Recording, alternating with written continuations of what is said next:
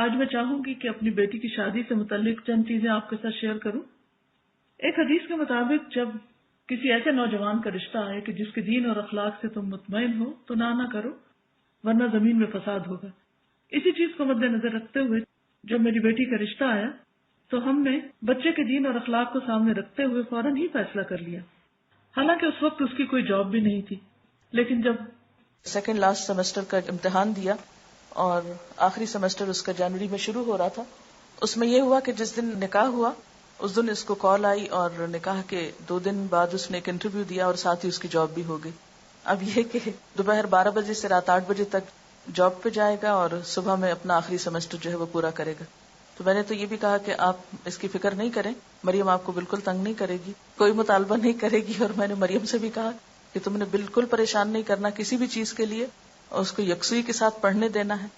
اور میں نے کہا کہ آپ دیکھ لیں، اگر آپ سمجھتے ہیں کہ پڑھائی اور جاب دونوں ساتھ چل سکتی ہے تو پڑھیں، اگر نہیں چل سکتی تو پہلے آپ اپنی اسٹڈیز کو کمپلیٹ کر لیں، اس کے بعد آپ اپنی جاب دیکھ لیں، کیونکہ رزق جو ہے وہ اللہ کے ذمہ ہے.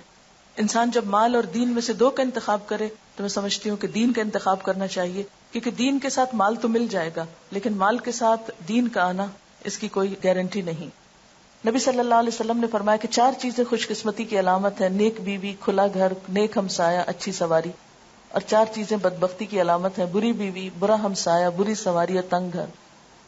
عورت سے 4 چیزوں کے پیش نظر نکاح کیا جاتا ہے: اس کے مال و دولت کی وجہ سے، حسب نسب کی وجہ سے، یا خوبصورتی کی وجہ سے، یا اس کی دینداری کی وجہ سے. اے انسان تیرے ہاتھ خاک آلود ہوں، دیندار عورت سے نکاح کرنے میں کامیابی حاصل کرو. ہمیں سوچنا چاہیے کہ آخر اللہ کے رسول صلی اللہ علیہ وسلم نے دینداری ہی کو کیوں دیکھا اور کیوں معیار بنایا. آپ نے فرمایا مسلمانوں میں غریب لوگ مالداروں سے 500 سال پہلے بہشت میں جائیں گے. آپ نے فرمایا ہر امت کے لیے ایک فتنہ ہوتا ہے، میری امت کا فتنہ مال ہے. پھر اسی طرح برادری اور خاندان کو دیکھا جاتا ہے کہ کیا ذات ہے. یقین مانیے مجھے ابھی تک یہ پوچھنے کا یاد ہی نہیں رہا کہ ان کی ذات کیا ہے. کسی نے جب مجھ سے پوچھا کہ ان کی ذات کیا ہے تو پھر مجھے خیال اچھا میں پوچھوں گی، اور میں جب سوچتی میں پھر بھول جاتی تھی اور ابھی تک بھولی ہوئی ہوں. کیونکہ یہ ذات اور برادریاں تو صرف پہچان ہے انسان کی، اس سے بڑی پہچان جو ہے وہ اس کی دینداری اور اخلاق ہے. اور سب آدم سے اور آدم مٹی سے بنائے گئے، اس لیے کوئی کتنی بھی بڑی ذات سے ہو اصل تو سب کی ایک ہے. پھر اسی طرح حسن و جمال یہ بھی اللہ کی دین ہے. ہر ایک کو اللہ نے پیدا کیا اور اپنی مرضی سے بنایا، کسی پر بھی اعتراض کی کوئی گنجائش نہیں. اللہ جیسے چاہتا ہے صورتیں پیدا کرتا ہے، لیکن اللہ کے نزدیک جو عزت والا ہے وہ تقوی والا ہے. پھر یہ کہ اچھے ساتھی کے لیے دعا بھی کرنی چاہیے، استخارہ کرنا چاہیے، چھان بین یا معلومات لینی چاہیے. اور اگر پہلے سے معلوم ہو اخلاق اور کردار کا تو مزید تجسس اور پیچھا نہیں کرنا چاہیے، کیونکہ کوئی بھی انسان فرشتہ نہیں ہوتا. دنیا میں فرشتوں کی تلاش محال ہے. اور اچھے ساتھی کے لیے جو دعائیں ہیں اس میں ایک تو یہ قرآنی دعا ہے اور دوسری حضرت موسیٰ علیہ السلام کی رب انی لما انزلت الی من خیر فقیر. پھر استخارہ ہے، اور استخارہ سے کوئی غیب کی خبر نہیں پتہ چلتی. استخارہ جو ہے وہ اللہ تعالیٰ سے ایک مشورہ ہے کہ اللہ تعالیٰ اگر یہ کام اچھا ہے تو ہمارے لیے آسان کر دے، اور اگر اچھا نہیں تو ہم سے پھیر دے. اس میں دعا استخارہ بھی دی گئی ہے CD میں، تاکہ لوگ اگر اسے دیکھیں تو آئندہ اپنے استعمال میں لا سکیں. پھر اس میں یہ ہے کہ عموماً جب رشتے کیے جاتے ہیں تو لوگ بہت آرٹیفیشل باتیں کرتے ہیں، جھوٹ سے کام لیتے ہیں، یا یہ کہ لوگوں کے اندر بگاڑ پیدا کرتے ہیں، تو اس سے بھی بچنا چاہیے. مشورہ صرف اس سے کرنا چاہیے جو آپ کو صحیح مشورہ دے، اور صرف اس تک بات پہنچائیں جس نے آپ سے مشورہ لیا ہے. یہ نہیں کہ آپ irrelevant شخص سے پوچھا، پھر اس نے ایسی باتیں آپ کو بتائیں اور پھر ان باتوں کو کھولنا شروع کر دیا اور رشتہ لیتے لیتے لوگوں کو آپس میں لڑا کے اور فساد ڈال دیا. یہ عموماً جو ہمارے ہاں دیکھا جاتا ہے وہ درست نہیں. اسی طرح یہ ہے کہ لڑکی کو دیکھ لینا چاہیے اگر لڑکے کی خواہش ہو، اور اس میں یہ ہے کہ تصویر بھی دکھائی جا سکتی ہے اور سامنے بھی دیکھا جا سکتا ہے. لیکن یہ ہے کہ اگر ممکن ہو تو پہلے سے دیکھ کر پھر پیغام بھیجا جائے، یا یہ کہ جب سب بات طے ہو جائے تو پھر آمنے سامنے لا کے دکھایا جا سکتا ہے. آپ صلی اللہ علیہ وسلم کو حضرت عائشہ کو دکھایا گیا تھا خواب میں. پھر یہ ہے کہ منگنی جب ہو جائے، بات طے ہو جائے. اس میں آپ کو یہ بتا دوں کہ منگنی کے موقع پر ہم نے ایسے نہ تو کوئی تقریب کی، نہ ہی کسی تحفوں کا تبادلہ کیا، نہ ہی انگوٹھی پہنائی. نہ انہوں نے انگوٹھی پہنائی، نہ ہم نے، نہ کوئی کپڑے وہ لائے، نہ ہم نے کپڑے بھیجے، نہ ہی کچھ اور. ہوا یہ کہ جب زبانی کلامی بات پکی ہو گئی تو اس کے بعد نیکسٹ ڈے جیسے ایک خوشی کے موقع پہ کچھ پھول وہ لے کر آئیں مریم کی جو ساس ہیں. جی یہ بھی بتاتی چلو کہ وہ ہماری 3rd بیچ کی اسٹوڈنٹ تھی اسلام آباد میں، اور عائشہ جو شروع میں یہاں پر کلاس انچارج کے طور پہ کام کرتی تھی وہ ان کی بیٹی ہیں، اور ان لوگوں کو کافی سال سے میں جانتی تھی، اس لیے کوئی ایسی اس میں مزید بات نہیں تھی کسی بھی پریشانی کی. تو الحمدللہ چلتے پھرتے میں ہی بات طے ہو گئی، اور جواب میں ان کی مدر کے لیے خوشبو لے کر گئی، لڑکے کے لیے نہیں، کیونکہ مائیں جو ہیں وہ بچوں کو جنم دیتی ہیں، ان کی تربیت کرتی ہیں، ان کے لیے اتنی تکلیفیں اٹھاتی ہیں. اس لیے مجھے یہ محسوس ہوتا تھا کہ یہ موقع ماں کے لیے بڑی خوشی کا ہوتا ہے نا، جب بچوں کے کوئی رشتہ طے ہوتا ہے. ٹھیک ہے بیٹے کے لیے تو بعد میں بھی کچھ ہو جائے گا، لیکن پہلے ماں کا دل خوش کرنا چاہیے. اس لیے اس موقع پر جب جوابی طور پر میں واپس گئی تو پھولوں کی بجائے ایک خوشبو چھوٹی سی لے کر گئی. پھر اسی طرح یہ ہے کہ لڑکے اور لڑکی کی تنہائی میں باتیں نہیں ہونی چاہیے، ٹیلی فون پہ لمبی لمبی گفتگو درست نہیں، چیٹنگ درست نہیں. آپ صلی اللہ علیہ وسلم نے فرمایا عورتوں سے تنہائی میں ملاقات کرنے سے باز رہو. پھر اسی طرح ہاتھ میں لانا یا خود انگوٹھی پہنانا یہ باتیں بھی درست نہیں، نبی صلی اللہ علیہ وسلم کا ہاتھ کبھی کسی عورت سے نہیں چھوا تھا. پھر اسی طرح بن سنور کر لڑکے کے ساتھ باہر ڈرائیونگ پہ جانا یا سیر و تفریح کے لیے یہ بھی درست نہیں. پھر یہ کہ رشتہ دیکھنے کے بعد بعض اوقات ہم ریجیکٹ کرتے ہیں تو اس میں طرح طرح کے نقص نکالتے ہیں، ناک ایسا ہے، قد ایسا ہے، رنگ ایسا ہے، اور اس کو ہر جگہ مشہور کرتے پھرتے ہیں. قرآن پاک میں اللہ تعالیٰ فرماتے ہیں کہ آپس میں ایک دوسرے پر تان نہ کرو، کسی کے برے نام نہ رکھو. ایمان لانے کے بعد فسق میں نام پیدا کرنا بہت ہی برا ہے. پھر اسی طرح ہمارے ہاں صرف لڑکے والے پیغام بھیجتے ہیں، لڑکی والے نہیں بھیج سکتے، بہت معیوب سمجھا جاتا ہے. حالانکہ اگر اس میں ہم دیکھتے ہیں کہ حضرت عمر کی بیٹی حضرت حفصہ جو تھی جب وہ بیوہ ہوئی تو وہ خود حضرت ابو بکر کے پاس پیغام لے کر گئے کہ میری بیٹی سے نکاح کر لو. تو اس میں کوئی معیوب بات نہیں ہے. پھر یہ کہ منگنی ہمارے ہاں ایک بہت بڑا فنکشن اور ایک بہت بڑا بوجھ بنتا چلا جا رہا ہے. منگنی کا اصل مقصد یہ ہوتا ہے کہ اس بچی کے لیے پھر کوئی اور پیغام نہ بھیجے، اس کا اعلان کر دیا جائے تاکہ یہ پتہ چلے کہ یہ بچی فلاں سے منسوب ہو چکی ہے. اور فرمایا کہ کوئی مسلمان کسی دوسرے مسلمان کے پیغام پر پیغام نہ بھیجے، نہ کوئی کسی کی فروخت شدہ چیز پہ اپنی چیز بیچے، اور نہ ہی کسی عورت کو نکاح کا پیغام بھیجے جس کے لیے کسی اور نے پیغام بھیجا ہو. پھر یہ ہے کہ اگر ایک پیغام بھیجنے کے بعد ارادہ ترک کر دے تو دوسرا پیغام بھیج سکتا ہے. اس سے پتہ چلتا ہے کہ ہمارا دین ہم سب کے احساسات اور جذبات کا کتنا خیال رکھتا ہے. حضرت علی رضی اللہ تعالیٰ عنہ نے حضرت فاطمہ کے لیے شادی کا پیغام بھجوایا، آپ نے اسے قبول کر لیا، بس یہی منگنی تھی. کیونکہ بات انسان کی یہ عہد سب سے بڑی بات ہوتی ہے. مردوں کے لیے سونے کی انگوٹھی پہننا جو ہے وہ درست نہیں. آپ نے فرمایا کہ تم میں سے کوئی شخص آگ کے انگارے ہاتھ میں پہننا چاہتا ہے تو وہ سونے کی انگوٹھی پہن لیتا ہے. پھر اسی طرح جہیز، بہت سے لوگوں نے یہ سوال کیا کہ آپ نے جہیز میں کیا دیا. بات یہ ہے کہ بلیو می، میں اس سارے عرصے میں ایک دفعہ بھی بازار نہیں گئی. کچھ مریم کو ضرورت کی چیزیں چاہیے تھی، مریم یہاں نہیں تھی، جیسے جوتے لانے تھے تو تیمیہ یا اسما کے سائز پہ ادریس صاحب ساتھ چلے گئے اور یہ لوگ جا کے جوتے لے آئے. اور اسی طرح کسی کے ساتھ ان کو بھیج کر کچھ ضروری چیزیں جو تھی وہ لی گئی. باقی یہ کہ اسلام آباد کا گھر جب سے میں آئی ہوں ایک طرح سے پیک پڑا تھا.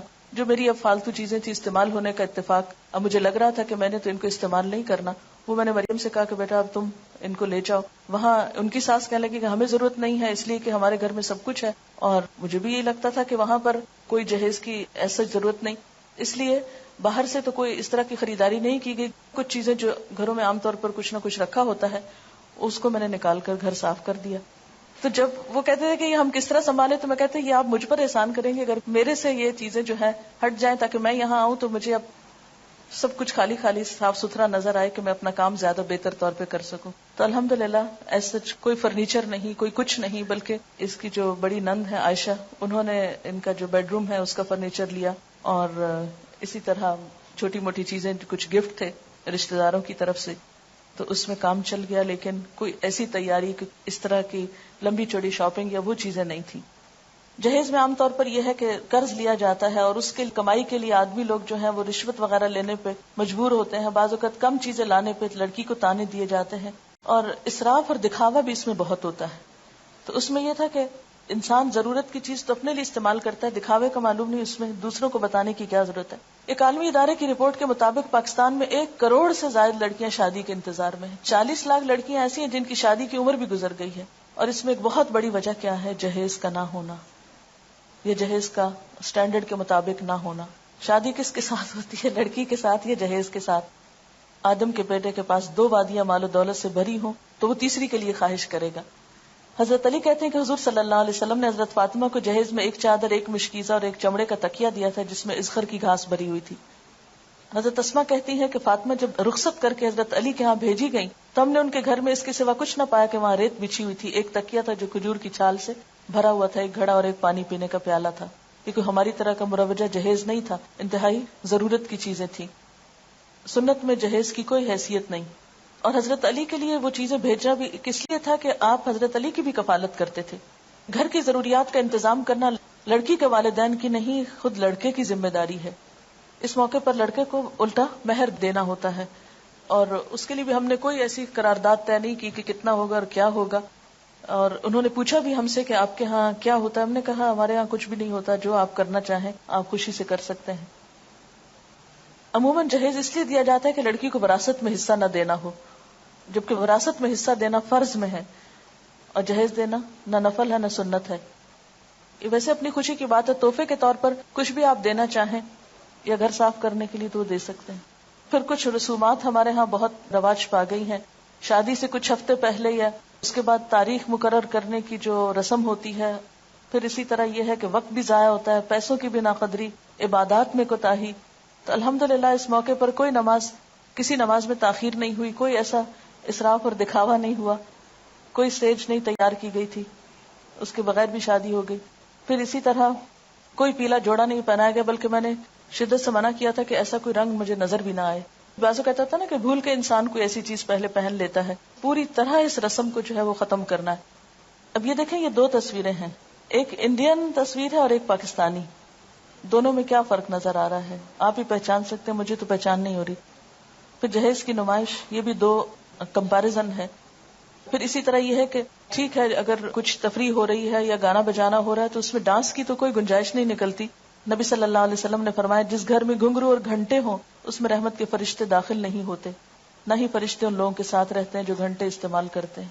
اپنے ہاتھوں سے اپنے آپ کو ہلاکت میں مت ڈالو. یعنی اللہ کی رحمت کو کیوں دور کرتے ہیں ہم ایسی چیزوں سے.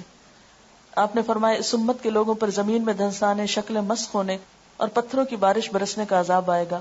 مسلمانوں میں سے کسی نے عرض کیا یا رسول اللہ صلی اللہ علیہ وسلم یہ کب ہوگا؟ آپ نے فرمایا جب گانے بجانے والی عورتیں ظاہر ہوں گی، آلات موسیقی عام استعمال ہوں گے اور شرابیں پی جائیں گی. ترمذی کی روایت ہے. پھر اسی طرح مہندی کی تقریب میں ایک دوسرے پہ طنز، برا بلا کہنا، مذاق اڑانا، یہ بھی اسلامی تعلیمات کے برعکس ہے.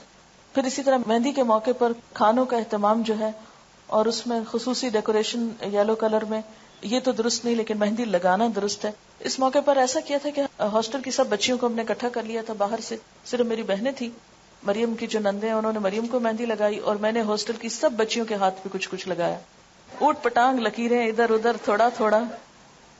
ایک بات بتانا میں بھول گئی کہ مریم چونکہ وہاں تھی تو میں نے کہا کہ کچھ کام تم شروع کرو، فارغ نہیں بیٹھو. تو کلاس نے اسماء الحسنہ نہیں ابھی پڑھے تھے، دو کلاسز اس وقت وہاں چل رہی ہیں، ایک تعلیم القرآن کورس کی اور ایک دوسری. تو اس نے ان کو اسماء الحسنہ سکھانے شروع کی، جیسے اسماء یہاں پر یہ صورتوں کے نام وغیرہ سکھاتی. تو جو آخری دن تھا، یعنی شادی کا جو دن تھا، نکاح کا دن، اس دن اس کا بس صرف ٹائم ٹیبل تھوڑا تبدیل کیا تھا کہ صبح صبح اس کی کلاس تھی، لیکن یہ کہ اس دن بھی اس نے پڑھایا. پھر اسی طرح یہ ہے کہ کھانوں میں بہت زیادہ اسراف ہوتا ہے. قرآن پاک میں اللہ تعالیٰ فرماتے وَلَا تُبَذِّرْ تَبْذِيرًا إِنَّ الْمُبَذِّرِينَ كَانُوا إِخْوَانَ الشَّيَاطِينِ وَكَانَ الشَّيْطَانُ لِرَبِّهِ كَفُورًا. فضول خرچی نہ کرو، فضول خرچ لوگ شیطان کے بھائی ہیں اور شیطان اپنے رب کا ناشکرا ہے. یعنی پیسے کا ضیاع محض دکھاوے میں اور اسراف میں، یہ شیطان کو خوش کرنے والی بات ہے، رحمان کو نہیں. اور اس میں اب ضرور آپ کو انتظار ہوگا کہ مریم نے پہنا کیا تھا. اس کو سفید رنگ کا جوڑا پہنایا تھا جس سے پنک کلر کی پائپنگ دوپٹے پہ لگی ہوئی تھی اور کچھ پنک کلر کی کڑھائی تھی اور پنک کلر کے موتیوں کا ہار تھا. یہ شادی کے موقع پر جو فنکشن تھا اس میں پہنایا تھا. اس کے بعد یہ ہوا کہ جب نکاح ہوا، تقریب ختم ہوئی، دعا ہوئی اور اس کے بعد یہ لوگ چلے گئے واپس. بعد میں جو ہمارے مہمان تھے انہوں نے کچھ کھانا کھایا اور اس میں یہ تھا کہ جو ہاسٹل کی بچیاں تھیں ان کو ہم نے کھانے میں شریک کیا. باہر سے ایز سچ ہم نے کھانے کے لیے لوگوں کو نہیں بلایا تھا، رشتہ داروں کو تو obviously سب جمع تھے، ان کو کھانا کھانا تھا، کچھ دوست بھی، لیکن باقاعدہ اس طرح کی تقریب نہیں تھی یا کھانے کے انویٹیشن جس طرح عموماً دیے جاتے ہیں وہ نہیں تھے. اس کے بعد یہ تھا کہ میں یہ چاہتی تھی کہ مریم سب نمازیں وغیرہ پڑھ لے اور عشاء کی نماز پڑھنے کے بعد اس کی رخصتی ہو تاکہ نماز میں کوئی حرج نہ آئے. کیونکہ اگر دن کو یہ چلی جاتی ہے 5-7 منٹ کے راستے پہ تو گھر تھا 10 منٹ کا ہارڈلی راستہ ہوگا جہاں اس کو جانا تھا. تو میں نے کہا کہ ابھی جا کے اگر سارا دن بیٹھی رہے گی، ذرا وہاں جھجکے گی یا اور لوگ بھی ہوں گے، تو بہتر ہے کہ یہ اپنا ریلیکس ہو، آرام کرے گھر میں اور اس کے بعد جائے. یہاں ایک بات بتاؤں کہ اس موقع پہ مریم نے کوئی ناخن نہیں بڑھائے اور نہ ہی ناخنوں کے اوپر کوئی خاص چیز ایسی لگائی. اس کے بعد یہ تھا کہ رات کو اس کو دوبارہ پھر جب بھجوانا تھا تو اس کے لیے تیار کیا گیا تھا، تو اس موقع پر اس کو گولڈ پہنایا اور چونکہ اب وہ اپنے شوہر کے لیے تیار ہو رہی تھی، نمائش کے لیے نہیں. تو میری چوڑیاں، جو کہ میرا سائز اب ہیوی ہو گیا ہے، تو میری ہی چوڑیاں کچھ رکھی ہوئی تھی کیونکہ مجھے تو بازار جانے کا اور کچھ بنوانے کا موقع نہیں تھا، تو ان کو میں نے اس کو دیا. اسی طرح میری اپنی کچھ جیولری پڑی ہوئی تھی، کچھ اس کے لیے گفٹ وغیرہ تھے، تو وہ اس کو پہنا کے اس کے ساتھ یہ تھا کہ رخصت کیا. اس میں یہ تھا کہ کسی خاص بیوٹی پارلر سے نہ کسی کو بلایا، اور نہ ہی وہ کسی بیوٹی پارلر میں گئی، اور نہ ہی اس کے لیے کوئی بہت اہتمام تھا. یہاں یسرا اور ایک آمنہ، ان کی مدر میری اسٹوڈنٹ ہے فرسٹ بیچ کی، تو دن میں انہوں نے اس کو تیار کیا تھا. شام میں میری ایک اور لسنر ہے، وہ بہت عرصے سے مجھے پیچھے تھی کہ میں نے کچھ آپ کے لیے کرنا ہے، تو مجھے کسی نے کہا کہ وہ بہت اچھی دلہن تیار کر لیتی ہیں، تو میں نے کہا کہ ٹھیک ہے آپ انہیں کو بلا لیں. تو شام کے وقت انہوں نے اس کو تیار کیا. شام کے وقت اور کچھ لوگ نہیں تھے، صرف میرے بہن بھائی تھے اور میرے سسرال کے سب لوگ تھے. اور اس میں جو ٹائم تھا کہ 8:30 بجے رخصت کرنا ہے، اور جب یہ لوگ پہنچے لینے کے لیے، اس وقت پھر کوئی خاص ہنگامہ نہیں ہوا. مریم سے میں نے کہا خود چلو، اور خود چل کے خیر گاڑی تک پہنچی، اس کو بٹھایا. کوئی رونا دھونا نہیں، کوئی چیخنا چلانا ہنگامہ نہیں، کوئی مصنوعی قسم کے آنسو نہیں، کچھ نہیں. لیکن دل میرا جو تھا بہت ہی، جسے کہتے ہیں نا کہ جسم کا ایک ٹکڑا انسان الگ کرتا ہے، کیونکہ حالانکہ مجھے پتا ہے پھر ملے گی یہ سب، لیکن ایک ان نون کسی میرے اندر اداسی تھی، یا ایک جیسے ایک محبت، یہ خون کا رشتہ ہوتا ہے، وہ ایک طبعی سی چیز ہے. لیکن الحمدللہ نارملی ان کو رخصت کیا، اور اس موقع پہ میں نے دعا پڑھی، استودعکم اللہ دینکم و امانتکم و خواتیم عملکم، اور ان کو بھجوا دیا. اور جو سب سے مشکل پارٹ تھا وہ یہ تھا کہ میں اپنے داماد سے حجاب کیسے اتاروں. مجھے اس قدر شرم آ رہی تھی، اس قدر شرم، کیونکہ اس دن تو میں نے خیر اتارا نہیں، وہ باہر ہی تھا بیچارہ، اندر تک نہیں آیا. لیکن اگلے دن جب صبح میں مریم ساتھ آئی تو مجھے یہ تھا کہ اب میں کیا کروں. میں چادر لی تھی، تھوڑا سا نیچے کیا، پھر تھوڑا سا، پھر تھوڑا سا. اس کے بعد یہ تھا کہ جیسے میرے رشتہ دار اور کچھ اور لوگ گفٹ وغیرہ لے کر آئے تھے، باقی تو میں نے چونکہ انوائٹ نہیں کیا تھا، اور میرا مقصد یہی تھا کہ لوگوں کو کچھ لانے کی تکلیف نہ ہو. اسٹاف کے لوگوں میں سے میں نے کسی ایک کو مقرر کیا ہوا تھا کہ اسٹوڈینٹس میں سے اگر کوئی گفٹ لے کر وہاں پر آئے تو اس کو بہت پیار سے، بہت اچھے طریقے سے سمجھا دیں کہ یہ اس طرح کی شادی تو ہو نہیں رہی، تو آپ ایسا نہیں کریں. لیکن یہ کہ جو میرے بہت کلوز جاننے والے اور رشتہ دار لوگ تھے، وہ جو کچھ لے کر آئے تو مجھے یہ تھا کہ یہ پھر یہاں کیا کرے گا. کچھ چیزیں تو مریم کے ساتھ چلی گئیں، اور کچھ آنے سے پہلے الحمدللہ میں اپنی الماری بالکل خالی کر کے، صاف کر کے، حساب چکا کے، یعنی جو رشتہ دار وغیرہ آئے تھے ان کو واپسی پہ میں نے، جیسے مہمان کا ایک حق ہوتا ہے، اس حق کے طور پر انہی چیزوں کا تبادلہ کر کے ادھر کی ادھر، ادھر کی ادھر، ادھر کی ادھر، سب کی سب چیزیں تقریباً نکال دی.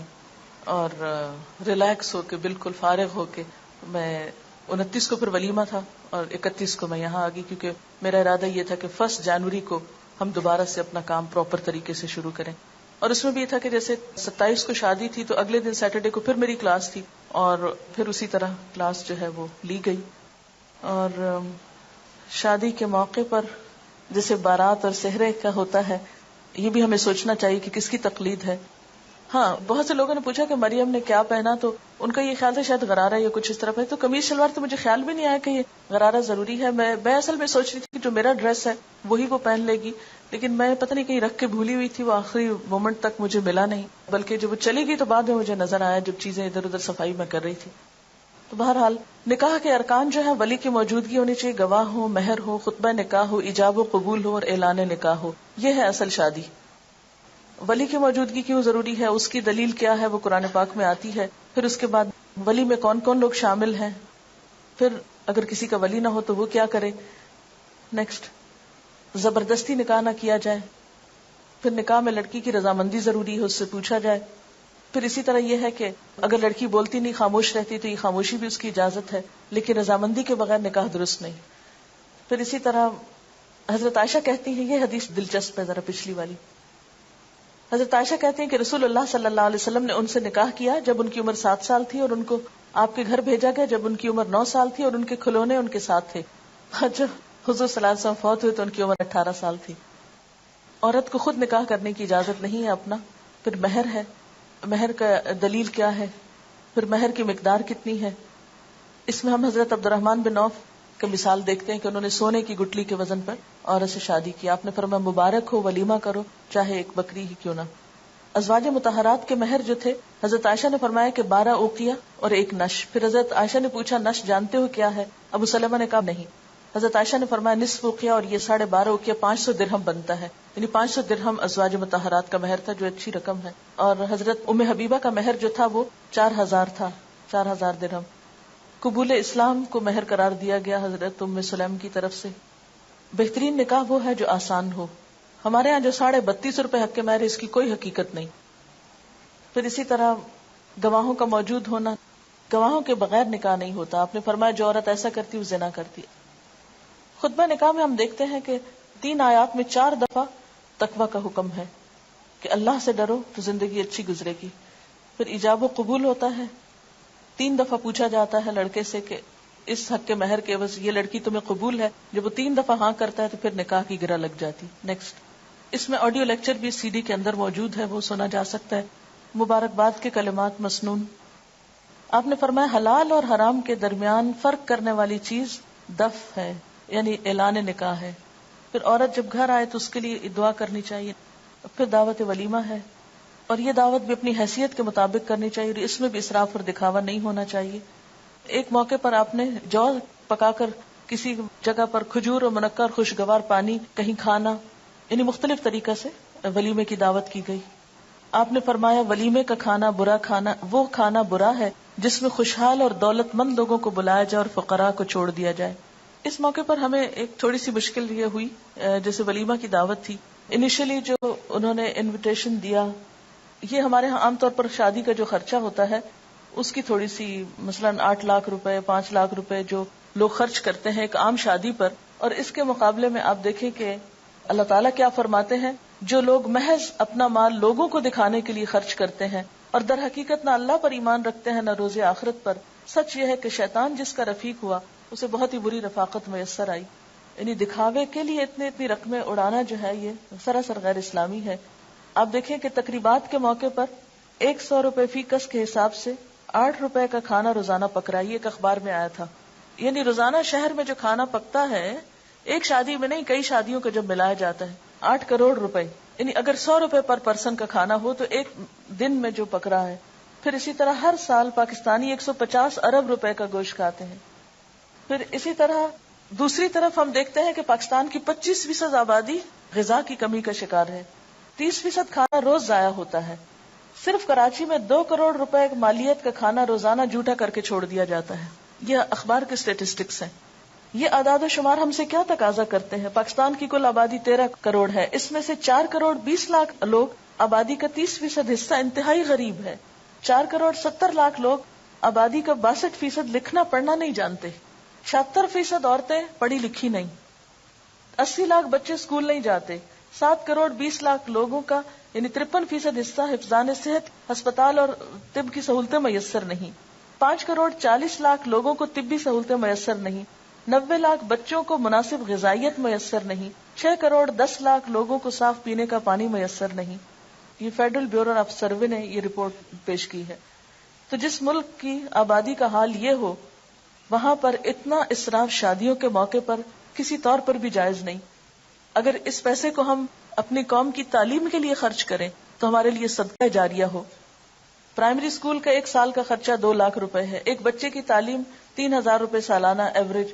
پروفیشنل کالج میں ایک بچے کی تعلیم 12000 روپے سالانہ. ٹی بی کے مریض کا علاج 8000 روپے سالانہ.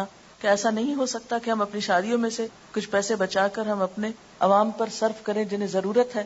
تو جو لوگ اپنے مال اللہ کی راہ میں صرف کرتے ہیں ان کے خرچ کی مثال ایسی ہے جیسے ایک دانہ بویا جائے اور اس سے 7 بالیں نکلیں، ہر بال میں 100 دانے ہوں.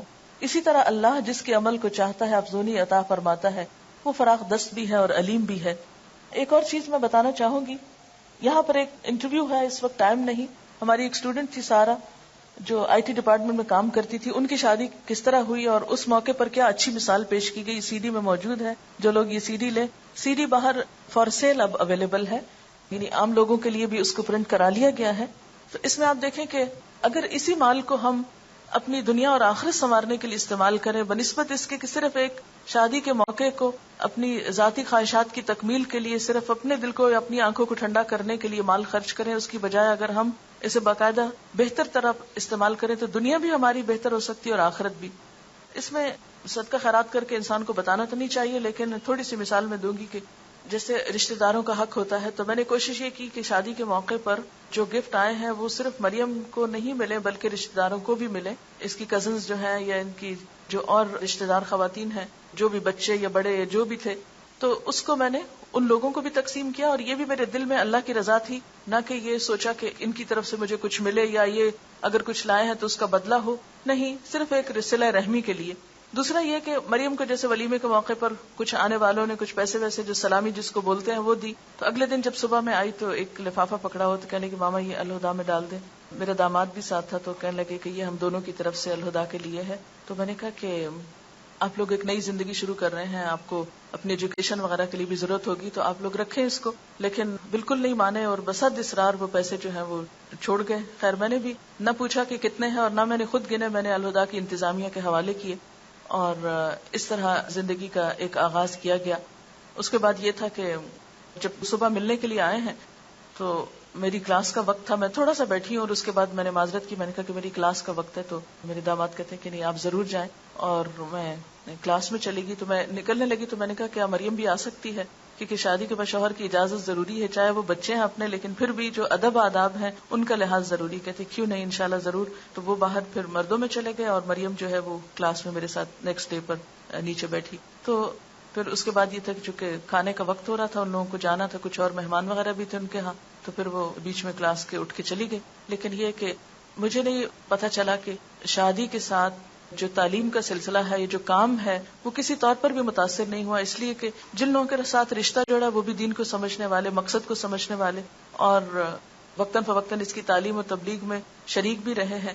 اس لیے الحمدللہ کسی موقع پر کوئی تکلف نہیں، کوئی بیڈ فیلنگ نہیں. میں اللہ کا کتنا شکر ادا کروں کہ میرے آنسو اس پہ نہیں تھمتے کہ اللہ تیرا کتنا شکر ہے کہ تھرو آؤٹ رشتہ لینے سے لے کر شادی کے یعنی آخر میں جو میں ان کو خدا حافظ کہہ کے آئی ہوں، اس سارے موقع تک ایک مرتبہ بھی اللہ کا 1000 لاکھ دفعہ شکر ہے کوئی بیڈ فیلنگ دونوں فریقین کے درمیان نہیں ہوئی. ورنہ عام طور پر کیا ہوتا ہے کہ شادی ہونے سے پہلے یا شادی کے دن یا شادی کے بعد کوئی نہ کوئی بہانہ ڈھونڈ لیا جاتا ناراض ہونے کا، یا کوئی بہانہ ڈھونڈ لیا جاتا ہے ایک دوسرے کو ستانے کا یا پریشان کرنے کا. اصل حقیقی خوشی اور سکون اور راحت اور آرام کس میں ہے؟ مال و دولت کے دکھاوے یا اسراف اور لباس اور ان چیزوں میں نہیں ہے. اصل خوشی یہ ہے کہ انسانیت کا احترام ہو، ایک دوسرے کی عزت کی جائے، ایک دوسرے کو اس کا مقام دیا جائے، ایک دوسرے کی قدر پہچانی جائے. اور اس کا پورا لحاظ رکھا گیا، الحمدللہ دونوں طرف سے رکھا گیا. اس میں میرا کوئی کمال نہیں ہے یا میری طرف سے نہیں ہے. اگر ظاہر ہے کہ وہ لوگ کوآپریٹ نہیں کرے تو ہم کیا کر سکتے ہیں. لیکن چونکہ رشتہ اگر دین کی بنیاد پر ہوتا ہے اور دین کی روح اور اسپرٹ کو جاننے والے لوگ موجود ہوں تو پھر بہت سے معاملات طے کرنے میں مشکل نہیں ہوتی. یعنی کسی بھی معاملے میں یہ نہیں ہوا کہ اگر ہم نے کہا ایسا کر لیتے تو انہوں نے کہا نہیں یہ تو ہو نہیں سکتا، یا انہوں نے کہا کہ ایسا کرتے تو ہم نے کہا یہ تو پاسبل نہیں. کہیں نہیں، دونوں فریقین نے ایک دوسرے کے ساتھ مکمل طور پر ہم آہنگی اور آپس میں اتفاق کا مظاہرہ کیا. شادی کے بعد یہ ہے کہ دونوں کا تعلق کیا ہے. ہن لباس لکم وانتم لباس لہن، وہ تمہارا لباس ہے تم ان کا لباس ہو. اس سلسلے میں جو خاص نصیحت میں نے مریم کو رخصتی کے وقت کی وہ کیا تھی کہ مریم تم ایک نئے گھر میں جا رہی ہو، لیکن یاد رکھنا یہ عارضی گھر ہے، اس سے آگے ایک پائیدار گھر تمہارا انتظار کر رہا ہے. اس زندگی کی خوشیوں میں اور اس زندگی کے سکون میں جا کر تم اپنی آخرت کو نہیں بھولنا. میں تمہیں اس موقع پر بھی یہی نصیحت کروں گی کہ وہاں جا کر بھی آخرت کے گھر کی تیاری جاری رکھنی ہے. اور اس میں سب سے پہلے یہ کہ آخرت کی تیاری حقوق العباد کو ادا کر کے ہوتی ہے. عبادات تو اپنی جگہ. ہاں ایک اور دلچسپ بات یہ کہ جب نیکسٹ ڈے ملاقات ہوئی میری بچے کی والدہ سے تو کہنے لگی کہ ہنس رہی تھی کہ آج سب لوگ مسجد میں انتظار کر رہے تھے کہ آج تو عاطف کی شادی ہے، دیکھتے ہیں فجر کی نماز میں آتا ہے یا نہیں. تو کہتے ہیں کہ الحمدللہ وہ اس امتحان میں پورا اترا ہے اور آج بھی فجر کی نماز اس نے مسجد میں جا کے پڑھی ہے. تو مجھے اتنی خوشی ہوئی، میں نے کہا الحمدللہ اللہ کا لاکھ لاکھ شکر ہے کہ جس نے ایسے موقعوں پر اپنی اطاعت کی توفیق دی ہے. ورنہ عموماً کیا ہوتا ہے خوشی کا موقع یا غم کا موقع سب سے پہلے ہم نماز روزہ یا انسانوں کے حقوق کو بھول جاتے ہیں بعض اوقات. تو اس میں یہ ہے کہ جو خاص تاکید میں نے کی کہ مجھے کوئی بھی چیز جو گھر میں ایسی ہو جو، کیونکہ انسان ہے، اگر کسی قسم کی کوئی ناگوار فیلنگ بھی کبھی آئے اللہ نہ کرے مجھ تک نہیں پہنچانی، اس کو کہیں باہر جا کے ڈسکلوز نہیں کر، کسی دوست سے اس کا ذکر نہیں کرنا، اللہ سے دعا کرنی ہے اور مدد مانگنی ہے اور اس سفر کو جاری رکھنا ہے. میں کوئی بھی شکایت، کوئی بھی عیب، کوئی بھی چیز نہ دیکھنا چاہتی ہوں نہ سننا چاہتی ہوں. نو وے. ہن لباس لکم وانتم لباس لکم، دونوں آپس میں نپٹو، ایک دوسرے کا لباس ہو. آپس میں ایک دوسرے کے ساتھ مفاہمت اور موافقت کرو. اور یعنی کہ لڑکا یا لڑکی بالغ ہوتے ہیں تو شادی ہوتی ہے, تو بالغ ہونے کا مطلب یہ کہ اب میچور بھی ہوں اور ایک دوسرے کا حق پہچانے. اس میں عموماً یہ ہوتا ہے کہ مائیں خود کریت کے پوچھتی کیا کھایا تھا, کیا پیا تھا, کیا ملا تھا. اچھا مجھے تو یہ بھی یاد نہیں رہا کہ لوگوں نے اس سے پوچھا اچھا تمہیں منہ دکھائی کیا ملا, اس کو سمجھ ہی نہیں پہلے آئی کہ یہ کیا کہہ رہے ہیں. لیکن مجھے کوئی انٹرسٹ نہیں ہوا کہ میں جا کے پوچھوں کہ اچھا کیا زیور تھا تمہارا, کیونکہ ہم نے کوئی زیور اس طرح ایسا منگایا نہیں کہ وہ وہاں سے لا کر دیں اور پھر یہ اس طرح پہنے. جو بھی آیا پہنا. میں نے نہیں ایک دفعہ آنکھ بھر کے بھی نہیں دیکھا کہ کیا چیز ہے, اس لیے کہ جس کا ہے اس کو اللہ نصیب کرے. اور باقی یہ ہے کہ نہ تو اس میں دکھاوا اور نہ ریاکاری اور نہ ہی کوئی دلچسپی ہمیں. چیز کسی کی ہو, دلچسپی ہمیں کس بات سے. اور باقی چیزیں تو ان چیزوں پہ مال قابل بھروسہ نہیں کہ اس کے بھروسے پر ہم سمجھے کہ مستقبل محفوظ ہو گیا. وہ تو آنی جانی چیز ہے. بھروسہ تو اصل اللہ کی ذات پر ہے کہ اسے راضی رکھا جائے, وہ ناراض نہ ہو, وہ اپنی رحمت کا دامن جو پھیلائے رکھے اور وہ منہ نہ موڑے ہم سے. بہرحال لباس جو ہے وہ خوبصورتی کا ذریعہ بھی ہے, عیب بھی چھپاتا ہے, آرام اور راحت کا سبب بھی ہے. پھر حقوق و فرائض کے اوپر کچھ باتیں ہیں. بیوی کے حقوق ہیں قرآن پاک اور احادیث کی روشنی میں. کتنی خوبصورت تعلیم ہے جو ہمارے دین نے ہمیں دی ہے. اگر ان پہ ہم عمل کریں تو بہت سی مشکلات حل ہو جائیں.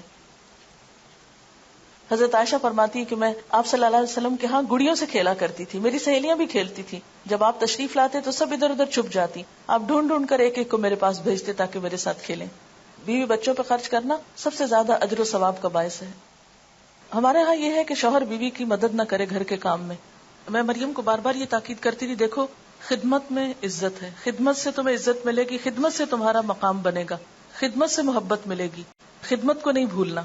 یہ بار بار میں اس کے کان میں ڈالتی رہی ہوں. یہ میں نے ضرور پوچھا کچھ کیا تھا یا نہیں, کیا کیا تھا, تو بتا رہی تھی کہ میں نے چھوٹا چھوٹا یہ کام شروع کیا لیکن ابھی مجھے کوئی کرنے نہیں دے رہا. تو اور عاطف ساتھ لگ جاتا ہے نا کہ چھوٹی چھوٹی چیزوں میں ساتھ مدد کرتا ہے. اب اس میں یہ ہے کہ ایک انجوائمنٹ بھی ہے مل کر کام کرنے میں, اور ایک سنت رسول صلی اللہ علیہ وسلم بھی ہے. پھر شوہر کے حقوق ہیں, اطاعت ہے. میں نے خاص تاکید کی کہ دیکھو اس سے پوچھے بغیر کوئی کام نہیں کرنا, نہ کسی کو اپنے گھر آنے کے لیے دعوت دینا اس سے پوچھے بغیر, نہ ہی پوچھے بغیر کہیں جانا. ہوا یہ کہ جب ولیمے کے بعد سب خاندان والے لوگ آپس میں مل رہے تھے تو میرے بھائی کھڑے تھے سب, تو میرے جو بھائی وہ کہنے لگے کہ مریم کل آپ لوگ ہمارے ہاں کھانے پر آ جائیں, پھر میں بھی چلی جاؤں گی تو بہتر ہے کہ سارا خاندان وہاں پر جمع ہو جائے. تو عاطف نے کہا ٹھیک ہے ہم آ جائیں گے. میں نے کہا نہیں عاطف, امی ابو سے پوچھ کر پھر ہاں کریں, تاکہ یہ نہ ہو کہ ابھی بچے ہیں, ابھی والدین ساتھ ہیں, تو والدین کے مشورے سے ہی کہیں کمٹمنٹ کی جائے. تو مریم کو بھی بار بار میں یہ تاکید کرتی رہی, دیکھو پوچھے بغیر خود سے فیصلے نہیں کرنے بیٹھ جانا, ساتھ لے کر سب کچھ چلنا. قیامت کے دن اللہ تعالیٰ اس عورت کی طرف نظر اٹھا کے نہ دیکھے گا جو شوہر کی ناشکری ہوگی, حالانکہ عورت کسی وقت بھی شوہر سے بے نیاز نہیں ہو سکتی. نبی صلی اللہ علیہ وسلم نے فرمایا مومن کے لیے خوف خدا کے بعد سب سے زیادہ مفید اور باعث خیر نعمت نیک بیوی ہے. جب وہ اسے کسی کام کا کہے تو خوشی سے کر دے, جب اس پہ نگاہ ڈالے تو خوش کر دے, جب اس کے بھروسے پہ قسم کھا بیٹھے تو قسم پوری کر دے, جب وہ کہیں چلا جائے تو اس کے پیچھے اپنی عزت و آبرو کی حفاظت کرے, شوہر کے مال و اسباب کی نگرانی میں شوہر کی خیر خواہ اور وفادار رہے. پھر یہ کہ سسرال سے اچھا سلوک جب تک نہ ہو اس وقت تک بات نہیں بنتی. تو اس پر بھی ایک آڈیو لیکچر ہے چھوٹا سا. کیا ہم نے کبھی سوچا ہم اخلاق سے وہ فتح حاصل کر سکتے ہیں جو بڑی بڑی جنگوں سے حاصل نہیں ہوتی, یعنی دلوں کو تسخیر کر کے ان پہ حکمرانی کر سکتے ہیں. دعا بھی مانگنی چاہیے, ربنا ہب لنا من ازواجنا وذریاتنا قرۃ اعین واجعلنا للمتقین اماما. یہ CD یہاں کی ملٹی میڈیا ڈپارٹمنٹ نے تیار کی تھی اور یہ اب سیل کے لیے اویلیبل ہے. جو بھی آج کل شادیوں کا موسم ہے, آپ خرید کر لوگوں کو شادی کے تحفے کے طور پر دے سکتے ہیں. ہو سکتا ہے کوئی بات ان کی سمجھ میں آ جائے اور ان کی زندگی بھی سمر جائے انشاءاللہ تعالی. جو لوگ شادی پر گئے ہوئے تھے تو میں چاہ رہی تھی کہ وہ بھی اپنی تھوڑی سی فیلنگ بتا دیں تو اچھا ہے. السلام علیکم. میڈم نے سب کچھ خود ہی بتا دیا سارا. میرے ذہن میں بھی یہی سب باتیں تھیں, لیکن ایک چیز جو مجھے وہاں فیل ہوئی وہ یہ کہ اصل میں اس دن کلاس میں جب یہ شادی کا سب کچھ فنکشن ہو رہا تھا تو دل خوش تھا بہت زیادہ. ہم اور کچھ نہیں کر رہے تھے, یا تو سوائے اس کے کہ اگر نظمیں پڑھ رہے تھے لوگ تو ہم بھی شامل ہو جائے یا پھر تکبیرات, لیکن فیلنگز یہ تھیں کہ ہم ٹوٹلی انوالو ہیں اس خوشی میں. اور مجھے قرآن مجید کی وہ آیت یاد آ رہی تھی جس میں آپ صلی اللہ علیہ وسلم کے بارے میں کہا گیا نا کہ ان کو اس لیے بھیجا گیا تاکہ وہ تمہارے اوپر جو بوجھ لادے گئے ان کو اتاریں. تو مجھے بھی یہ شادی دیکھ کر ایسا لگ رہا تھا جیسے ہمارے اوپر سے بہت سارے بوجھ اتار دیے گئے ہوں نا, بہت ریلیکس کر دیا ہمیں. تو اسی وجہ سے اندر دل خوش تھا کہ بہت ہلکی شادی لگ رہی تھی، خوشی بھی بہت زیادہ تھی اور کوئی مشکل اور کوئی بوجھ اس طرح کی کوئی چیز فیل نہیں ہو رہی تھی. اس کے علاوہ میں نے میڈم سے بہت سیکھا، اس میں یہ کہ ایک تو میڈم کی خوشی سے کہ عموماً مائیں بہت غمگین اور اس طرح کی نظر آتی ہیں، لیکن الحمدللہ کہ ان کو دیکھ دیکھ کے اور بھی زیادہ خوشی ہو رہی تھی. اور پھر جب کھانے کا ٹائم تھا ہمارا تو سب لوگ کھانا کھا رہے تھے، مہمان وغیرہ جو یہاں سے کچھ لوگ گئے ہوئے تھے اور بھی جو کچھ لوگ مہمان کے طور پہ آئے ہوئے تھے، تو میڈم خود ان سب کو دیکھ رہی تھی. میں کھا رہی تھی اور میں نے ایک دم دیکھا جب میڈم ادھر ادھر گھوم رہی ہیں، پوچھ رہی ہیں کہ آپ لوگوں نے لیا یا نہیں لیا، آپ کو کچھ چاہیے یا نہیں چاہیے. تو مجھ سے کھایا نہیں جا رہا تھا، مجھے سمجھ نہیں آتی کہ میں اٹھ کے ان کو بٹھاؤں، کیسے ان کو کہوں کہ میں چیک کرتی ہوں. لیکن ہر کوئی منع کر رہا تھا میڈم کو کہ آپ لیں، آپ بیٹھے، لیکن وہ ہر ایک کپ کے پاس جا جا کر خود چیک کر رہی تھی. تو میں نے بہت سیکھا کہ ہم بالکل ایسے موقعوں پر کاموں سے فارغ ہو کر بیٹھ جاتے ہیں نا، ایسے موقعوں پر بھی اتنی مصروفیت کے باوجود بھی ان چیزوں میں خود انوالو رہنا. تو اور یہی چیز میں نے ولیمے میں بھی میڈم سے بہت سیکھی کہ تھوڑی دیر ایک جگہ میڈم بیٹھ رہی تھی اور جب ایک ہلکا بن جاتا تو میڈم ہاتھ چھوڑ کے کسی اور جگہ پہ جا کے بیٹھ جاتی. جب وہاں پر مزید ایک ہلکا بنتا، کچھ باتیں کراتی تو پھر کہیں اور چلی جاتی. ایسا جب کھانے کا ٹائم ہوا تو سب کو میڈم نے خود کہا کہ آپ لوگ اٹھیں اور لیں. الگ سے میڈم نے اپنے لیے کھانا نہیں لگوانے دیا کہ الگ ٹیبل لگے اور وہاں پہ بیٹھ کے کھائیں. تو اور خود میڈم نے پھر اپنے لیے کھانا لیا، جس طرح باقی سب مہمان لے رہے تھے تو اسی طرح میڈم نے خود ڈالا بھی، لیا بھی. اور جیسے میڈم بتا رہی ہیں کہ میڈم نے مریم کو نصیحتیں کی اپنے سسرال کے بارے میں اور ان چیزوں کے بارے میں، تو اسی طرح جب میڈم کھانا کھانے لگی ولیمے والے دن تو میں میڈم کے پاس ہی بیٹھی ہوئی تھی. اتنے کچھ مہمان آئے تو میں تو نہیں جانتی تھی ان کو، لیکن میڈم نے ان کو ایک دم دیکھا اور ایک دم کھڑی ہو گئی، کہتی ہے میرا سسرال تو اب آیا. اور میڈم فوراً آگے گئی اور جا کے وہیں اپنی سب چیزیں چھوڑ کے اور جا کر ان کو ملی اور پھر اپنی ساس کو انہوں نے آ کے بٹھایا چیئر پہ اور باقی سب لوگوں کا مجھے بھی بتایا کہ میری فلاں میری یہ ہے، فلاں میری یہ ہے. تو میں نے بہت سیکھا کہ جو نصیحتیں وہ اپنی بیٹی کو کر رہی ہیں وہی ساری چیزیں ان کی اپنی پریکٹیکل لائف میں بھی ہیں. تو اللہ کرے کہ ہم سب ایسی ہی بنے. السلام علیکم. جب میڈم بات کر رہی تھی کہ مہندی سب کو وہاں لگی تو میں دیکھ رہی تھی کہ بہت حسرت بھری آوازیں آ رہی تھیں. تو میں بتانا چاہ رہی تھی کہ جو چیز نصیب میں نہ ہو وہ نہیں ملتی. ہم یہاں سے شریک ہونے وہاں گئے تھے لیکن مہندی نہیں لگوا سکے کیونکہ لیٹ ہو گئے تھے. دوسری بات یہ کہ ایک اور جو ایکسپیرینس میں شیئر کرنا چاہوں گی وہ یہ کہ جب جن دنوں یہ شادی تھی وہیں پر مجھے ایک اور شادی اٹینڈ کرنے کا اتفاق ہوا نیکسٹ ڈے اپنے عزیزوں میں. وہ بالکل روایتی شادی تھی، وہی 10 دن چلنے والی. اور اس میں جس دن شریک ہوئی وہ شادی کا دن تھا، تو جو 10 دنوں میں ہو چکا تھا وہ سامنے آ چکا تھا. کافی اختلافی چیزیں مجھے نظر آ رہی تھی، شکوے شکایات کہ مہندی والے دن انہوں نے یہ کہہ دیا، مایوں میں یوں ہو گیا. اور اینڈ جو ہے وہ نکاح والے دن ہوا کہ چھوٹی چھوٹی سی باتوں پر اختلافات ہونے لگے. مثلا یہ کہ مہر پہ پہلے تھوڑا سا اختلاف، اس کے بعد جو چیز ایک بہت عجیب لگی وہ عموماً ہمارے ہاں شادیوں میں ہوتی ہے، وہ یہ ایک رسم ہے کہ شادی میں لڑکی کے ساتھ کوئی نہ کوئی اس کے ساتھ جاتا ہے. اب لڑکی والوں کا یہ تقاضا تھا کہ ہمارا رواج ہے کہ لڑکی کے ساتھ گاڑی میں اس کی بھابھی بیٹھے گی، اور جو لڑکے والے تھے وہ کہتے تھے جی یہ تو ہو ہی نہیں سکتا، ہمارا رواج ہے کہ اس کی ماں بیٹھے گی لڑکی کے ساتھ. کافی دیر رخصتی رکی رہی اس بات پر. میں اتنا دکھ ہو رہا تھا مجھے یہ دیکھ دیکھ کے کہ یہ وہ چیزیں اصل یعنی یہ شادی کی دیکھنے والی یا کرنے والی یہ کام نہیں ہے کہ جن پر ہم اختلاف لے کے بیٹھے ہوئے. پھر ہوتا یہ کہ جب بعد میں کئی سالوں بعد بھی وہ بات ہوتی ہے تو یہ بات آتی ہے کہ ہاں آپ لوگوں نے تو شادی کے موقع پہ بھی ہمارے ساتھ یہی کیا تھا. ہم بھولتے نہیں نا کیونکہ بیس خراب بن گئی. واپس جب ہم آئے ہیں تو جو ایک اور ایکسپیرینس ہے وہ یہ کہ سب سے زیادہ جو سوال مجھ سے پوچھا گیا، سب سے پوچھا گیا ہوگا وہ یہ کہ مریم نے پہنا کیا تھا. اچھا ان کو جب بتاتے تھے کہ جیسے میڈم نے کہا کہ آف وائٹ سا سوٹ تھا لائٹ کام والا، تو اتنا بڑا سا کوسچن مارک جو تھا نا وہ چہروں پہ بھی نظر آتا تھا. اور یہ پوچھا جاتا تھا کہ بس یہ ہی یعنی غرارے کے بغیر ہی، مطلب یہ کہ غرارے کے بغیر نکاح کیسے ہو گیا، کیونکہ ہمارے یہاں تو لازم و ملزوم ہے نا بہت ہیوی جوڑا 40-50 ہزار کا اور نکاح. لیکن الحمدللہ ہم سب تیار بھی ہوئے، ہم نے بھی اچھے کپڑے پہنے، وہاں سب نے پہنا، کھایا پیا بھی، انجوائے بھی کیا، اور شادی بھی ہو گئی اور سادگی کے ساتھ ہو گئی الحمدللہ. السلام علیکم. اور سب باتیں تو بتا دی آپ لوگوں کو. میں جو شیئر کرنا چاہوں گی وہ یہ کہ مہندی جو لگ رہی تھی اس میں پتہ چلا کہ میڈم لڑکیوں کے ہاتھوں پہ اللہ لکھ رہی تھی. تو خیال یہ ہے کہ جو دل میں ہوتا ہے نا انسان کے اوپر چھایا ہوا ہو وہی پھر اس کے ہاتھ سے بھی نکلتا ہے اور زبان سے بھی نکلتا ہے. اور پھر یہ کہ مجھے بھی ایک اور شادی میں جانے کا اتفاق ہوا. شادی تو ابھی شروع نہیں ہوئی تھی، ابھی تیاریاں ہی ہو رہی تھی، لیکن اتنی تیاریاں تھیں اور اتنے پریشان تھے وہاں کے لوگ تو میں سوچ رہی تھی کہ یہاں پر ہمیں پتا چلا کہ شادی کا مینیو بھی ایک دن پہلے ہی پوچھا گیا، ڈیسائیڈ کیا گیا، اور لوگ پریشان تھے کہ کیا مینیو ہوگا، لیکن میڈم بڑے آرام سے تھی اور ایک دن پہلے مینیو ڈیسائیڈ ہوا، جو کہ گوشت کا سالن تھا اور مٹر چاول تھے، اور بہت ہی لذیذ بنا ہوا تھا کھانا. اور زیادہ پرلطف بات یہ تھی کہ میڈم ہماری میزبانی کر رہی تھی اور اٹھا کے پوچھ رہی تھی. اور مجھے یہ خیال آ رہا تھا کہ یہاں ہم اپنے استاد کی مہمان بننے میں اتنے خوش ہیں، تو جنت میں جب اللہ تعالیٰ ہماری مہمانی کریں گے تو ہم کتنے خوش ہوں گے. اور پھر یہ کہ شادی میں یوں ہی ہوتا ہے نا کہ ہم چاہتے ہیں کہ ہم کو امپورٹنس ملے، ہم جاتے اس لیے ہیں نا. اور ہوتا یوں ہے شادیوں میں کہ لوگ لڑکے لڑکی والے اپنے میں مصروف ہوتے ہیں، ایک دوسرے کو دیکھتے ہیں، ایک دوسرے کے کپڑے دیکھتے ہیں. یا ایسا کوئی جھنجھٹ نہیں تھا نا ایک دوسرے کے کپڑے دیکھ کے پریشان ہو. ہم لوگ کا سفر کراچی سے شروع ہوا، اس وقت سے لے کر اینڈ تک میڈم کو اپنے مہمانوں کی بڑی فکر تھی. وہ کب آئے، کہاں بیٹھے، کیسے رہے، انہوں نے گھوما پھرا یا نہیں، اور کیا کیا کیا، وہ سب چیزیں ہم لوگوں نے بہت زیادہ انجوائے کی. السلام علیکم ورحمۃ اللہ وبرکاتہ. مریم کی شادی بالکل آل ٹوگیدر ایک بہت ڈفرینٹ ایکسپیرینس تھا، اور ظاہر اور سب لوگوں کی طرح مجھے بھی بہت شوق تھا، اور یہ آنر لینا کہ میڈم جو ہے ہماری میزبان ہوں، یہ ساری چیزیں بہت زیادہ مجھے فیسینیٹ کری تھی. اللہ تعالیٰ نے مجھے وہاں پہنچا بھی دیا. جو چیز مجھے سب سے زیادہ خوبصورت اور اچھی لگی اور دل چاہا کہ یہ ایسی چیز سارے معاشرے میں ہو، وہ یہ تمام غیر ضروری چیزیں جن کے پر ہم اتنا ایمفیسائز کر دیتے ہیں اور اصل چیز جو لڑکی کی تربیت ہے وہی بھول جاتے ہیں. اور اس میں میڈم کو میں نے ایک ایسی ماں کے رول میں دیکھا.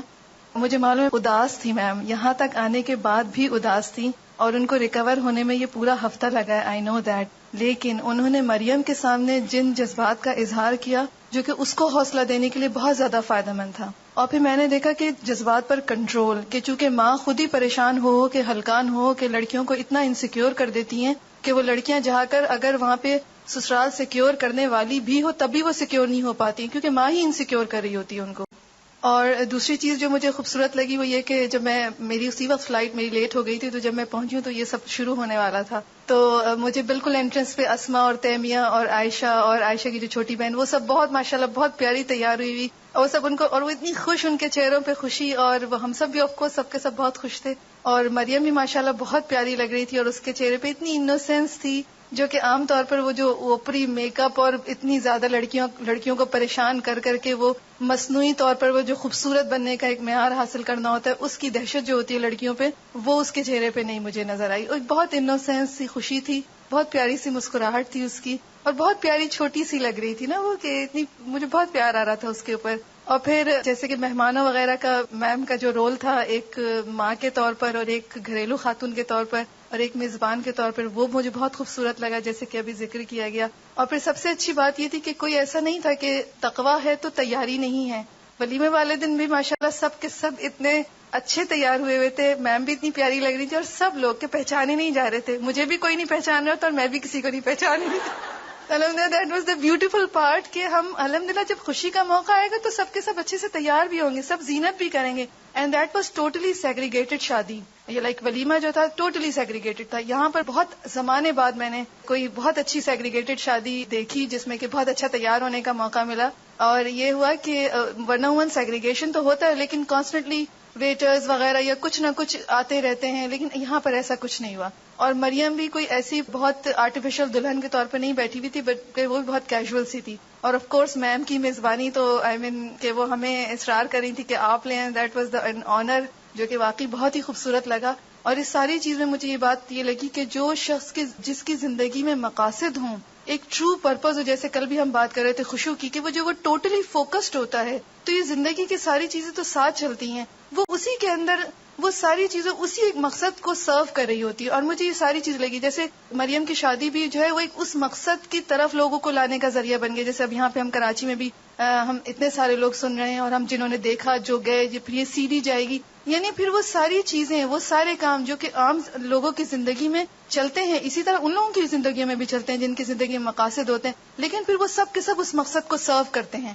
اور اب میں نے دیکھا کہ بغیر کسی ایکسٹرا میڈم کو کوئی چھٹیاں نہیں لینی پڑی یا کچھ ایسا نہیں ہوا، اور اس کے باوجود بھی وہ کام ہو گیا. اس کا مطلب ہے ایک بہت آسان اور خوبصورت کام جس کو ہم نے اتنا بھونڈا اور مشکل والا بنا لیا ہے کہ اس میں ساری توجہ وہ جو صرف ظاہری اس پہ رہتی ہے، اور لڑکیوں کی تربیت یا ماں کا جو رول ہے یا خاندان کا جو رول ہے اس سے ہٹ جاتی ہے سب کی توجہ. جیسے کہ ابھی وہ بتا رہی تھی کہ لڑائیاں شروع ہو گئیں. اب اس میں کسی نے فوکس نہیں کیا کہ وہ جو لڑکی جا رہی ہے، وہ جس لڑکی کی شادی ہو رہی ہے، ان کو کیا کرنا ہے. اصل تو کام یہ ہے نا اس شادی کا.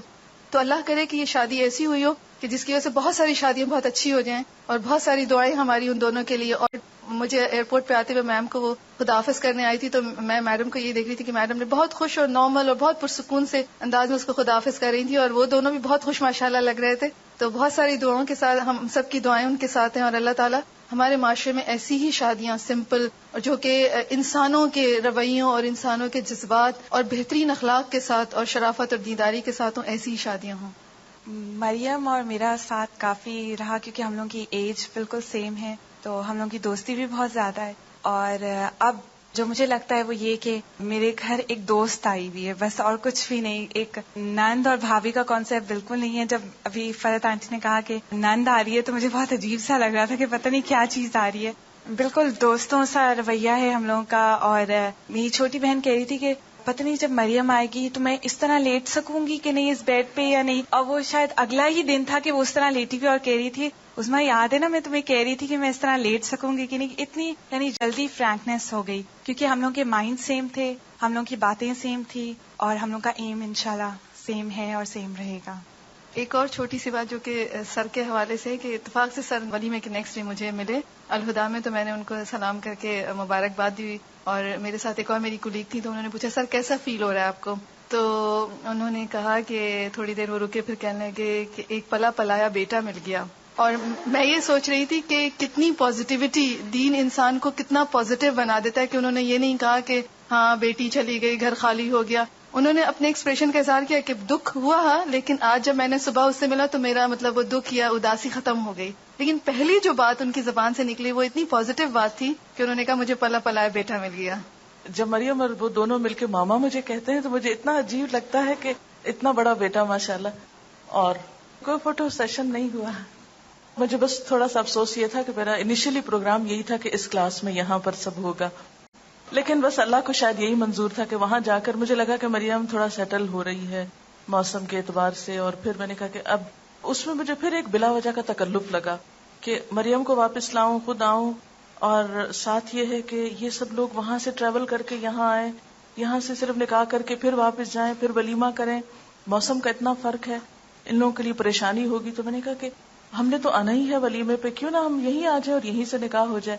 تو اس سہولت کو دیکھ کے پھر میں نے، اور پھر یہ کہ میری بھی اور ادریس صاحب کی سب رشتے دار اور فیملی وغیرہ جو تھی وہ اسی طرف رہتے ہیں، تو مجھے یہ تھا کہ ان سب میں سے کچھ کو تو کراچی آنا پڑے گا. بےچارے آئیں گے اور رہ بھی نہیں پائیں گے اور پھر الٹے پاؤں واپس پھر جائیں گے، پھر وہاں ولیمہ اٹینڈ کریں گے، تو سب کو زحمت دینے والی بات ہے. لیکن یہ کہ انشاءاللہ اگر اللہ تعالیٰ نے پھر کوئی موقع زندگی میں دیا یہاں تو کسی اور موقع پر صحیح انشاءاللہ. السلام علیکم. الحمدللہ مجھے بھی موقع ملا جانے کا. بالکل ڈفرینٹ ایکسپیرینس تھا. جو کچھ دیکھا وہ مجھے ایسا لگتا ہے میں بتا نہیں سکوں گی.